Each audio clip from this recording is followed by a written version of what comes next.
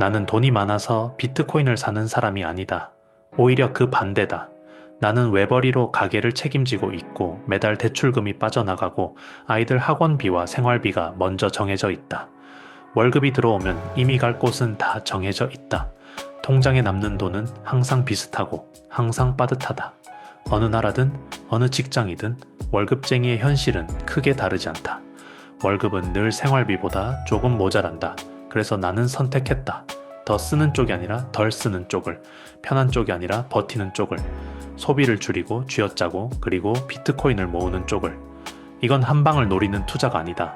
이 가장의 책임을 회피하지 않기 위한 선택이고 내가 시간을 견디는 방식이며 미래를 준비하는 방법이다. 좋아요, 구독, 알림 설정을 눌러주시면 더 좋은 콘텐츠로 찾아뵙겠습니다. 여러분의 응원이 콘텐츠 제작에 큰 힘이 됩니다. 사람들은 종종 이렇게 말한다. 비트코인은 위험하다. 변동성이 너무 크다. 왜 그런 걸 사냐고. 하락장이 오면 조롱부터 나온다. 그럴 줄 알았다. 이제 끝났다고 말한다. 그리고 상승장이 오면 언제 그랬었냐는 듯 찬양이 시작된다. 뉴스가 쏟아지고 사람들은 조급해진다. 놓칠까봐, 뒤처질까봐 더 사고 싶어진다. 하지만 비트코인은 그런 사람에게 기회를 주는 자산이 아니다.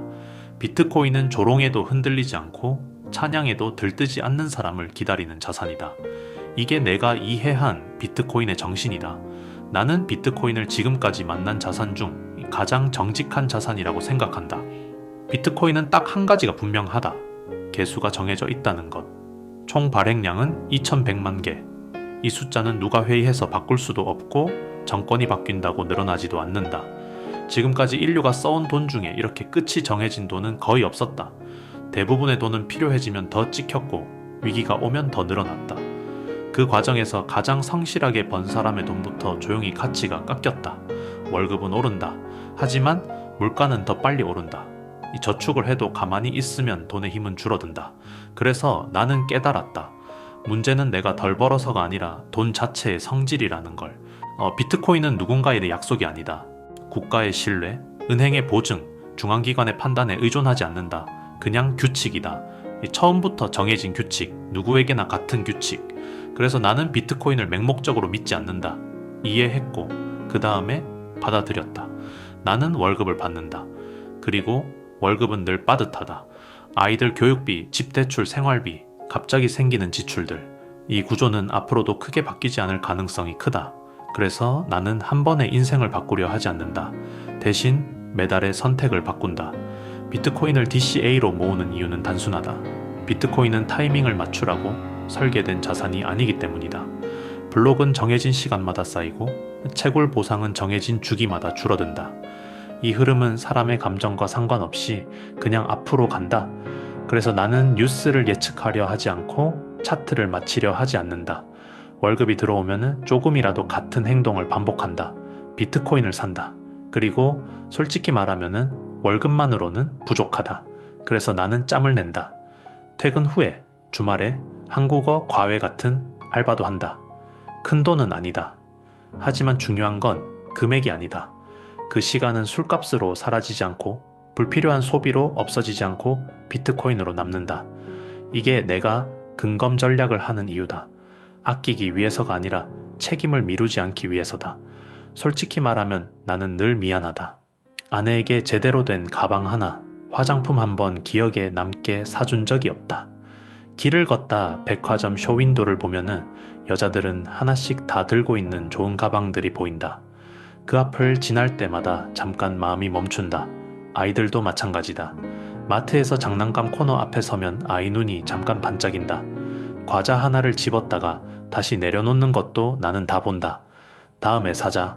오늘은 이거 말고.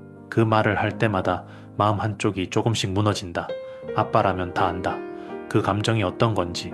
그럼에도 나는 매번 같은 선택을 한다. 그 돈으로 비트코인을 사고 투자를 한다. 이 선택이 항상 편하지는 않다. 오히려 대부분 불편하다. 내가 조금 더 쓰면 지금은 편해질 수 있다. 지금은 웃을 수 있다. 하지만 그 편안함은 오늘까지만이다. 나는 묻는다. 지금의 편안함과 미래의 안정 중 어느 쪽이 가장의 책임에 가까운가? 비트코인은 내 미안함을 당장 보상해 주지는 않는다. 아이를 바로 웃게 해주지도 않는다. 하지만 내가 참고 선택한 시간을 없애버리지는 않는다. 오늘 내가 포기한 가방, 오늘 내가 미룬 장난감, 오늘 내가 참은 외식 한 번이 그냥 사라지지 않고 미래의 가치로 남는다. 비트코인은 나 대신 일해주지는 않는다. 누워있는 동안 돈을 벌어다 주지도 않고 아무것도 하지 않아도 저절로 불어나지도 않는다. 그래서 더 정직하다. 노력 없이 보상을 약속하지 않고 기다림 없이 결과를 주지도 않는다. 하지만 비트코인은 내가 한 선택을 지워버리지는 않는다. 내가 참고 내가 미루고 내가 결정한 그 순간을 없던 일로 만들지 않는다.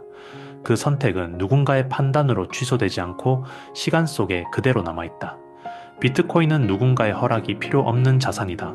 누가 잘못했다고 해서 압수할 수도 없고 누가 필요하다고 해서 마음대로 늘릴 수도 없고 누군가 대신 써버릴 수도 없다.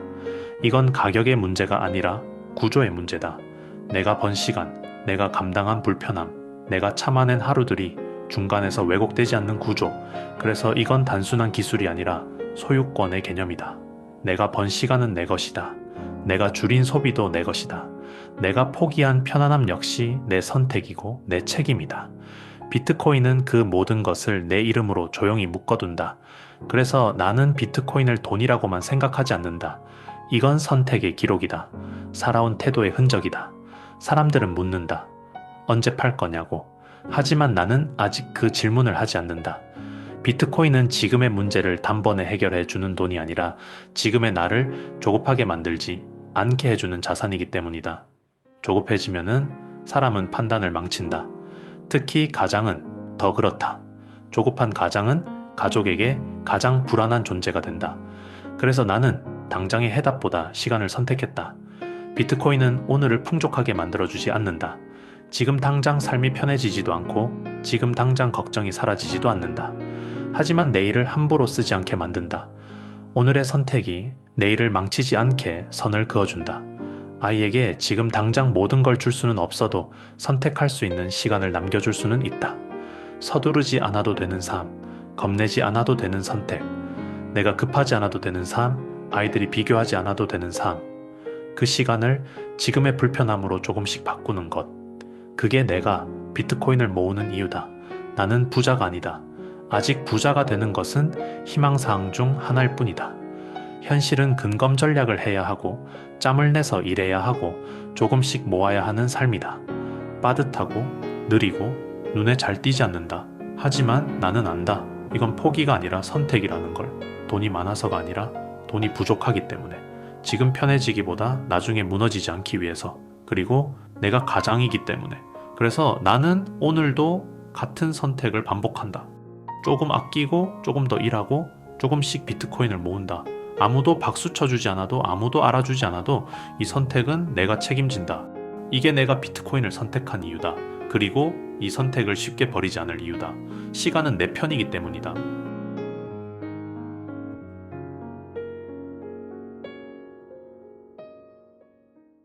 이 영상이 마음에 드셨다면 구독과 좋아요는 큰 힘이 됩니다. 빠르게 움직이는 세상 속에서 우리는 느리지만 단단한 투자를 이야기합니다. 아빠의 투자 일기 다음 이야기에서 또 뵙겠습니다. 이 채널은 아빠의 투자 일기를 공유합니다.